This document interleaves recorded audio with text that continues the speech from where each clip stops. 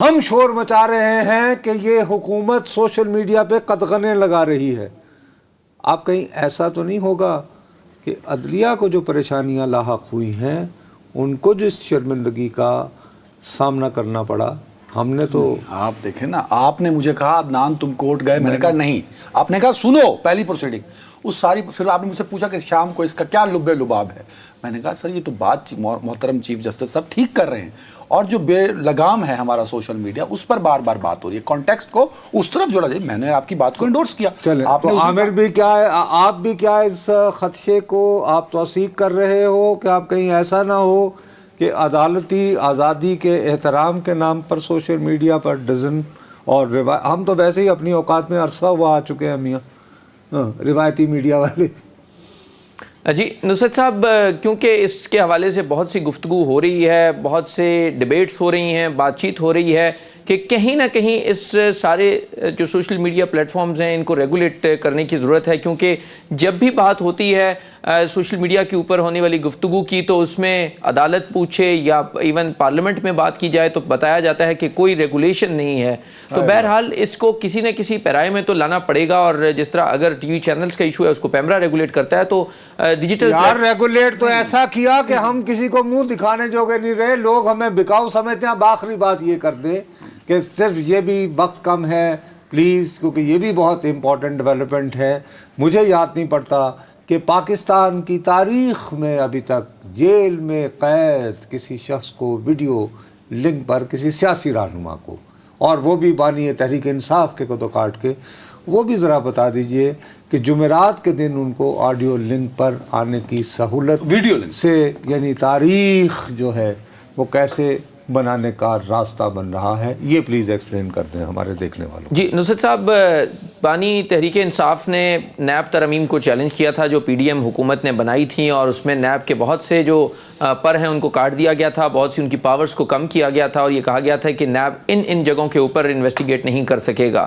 تو ان کو جب بانی پی ٹی آئی تھے انہوں نے چیلنج کیا. سابق چیف جسٹس عمر عطا بندیال صاحب نے اس میں سے بیشتر شقوں کو کالعدم قرار دے دیا، غیر آئینی قرار دیا تھا، اور پھر وہ نیب کی پرانی پاورز کو بحال کر دیا گیا تھا. تو پھر وفاقی حکومت نے چیلنج کیا اور یہ کہا کہ یہ جو ترامیم ہیں یہ بالکل درست ہیں، ان کو بحال کیا جائے. تو اس میں کیونکہ رسپونڈنٹ تھے بانی پی ٹی آئی، ان کو لاسٹ ڈیٹ آف ہیئرنگ پہ نوٹسز جاری ہوئے تھے جو اکتوبر میں ہوئی تھی، اکتوبر 2023 میں، تو انہیں نوٹسز جاری کیے گئے تھے.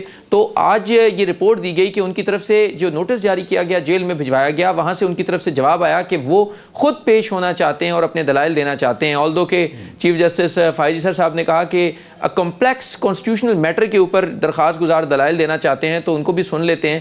تو پہلے تو یہ جب جسٹس اطہر مظلر صاحب نے سجیسٹ کیا کہ انہیں ویڈیو لنک کے لیے کے تحت جو ہے وہ انہیں عدالت میں پیش ہونے کی اجازت دی جائے، تو اس میں کچھ اختلاف پایا جاتا تھا. پھر بینچ اٹھا، وہ دوبارہ واپس آئے اور انہوں نے بتایا کہ یہ طے کیا گیا کہ بانی پی ٹی آئی کو کورٹ روم میں ویڈیو لنک کے ذریعے یہاں پر پریزنس کی اجازت ہوگی، اور چیف جسٹس چاہتے ہیں کہ جلد سے جلد ان ترامیم کا فیصلہ. تو کیا سپریم کورٹ، دیکھیے کیا کسی نے کیا وہاں پہ حکومت نے یہ کہا تھا کہ ہمارے لیے انہیں یہاں لانا مشکل ہوگا؟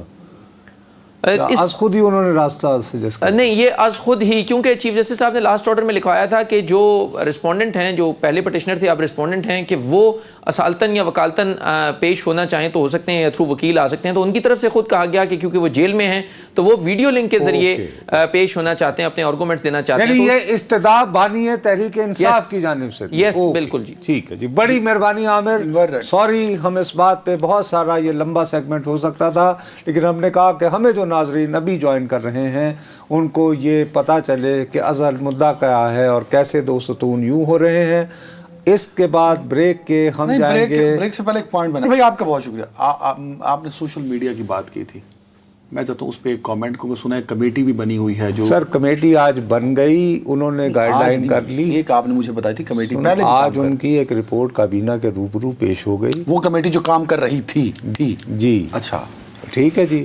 اس کے بعد حسین اتفاق ایسا ہوا کہ پاکستان میں تعینات امریکی سفیر مسٹر بلوم، ان کی وزیر قانون اعظم نذیر تارڑ سے ملاقات ہو گئی.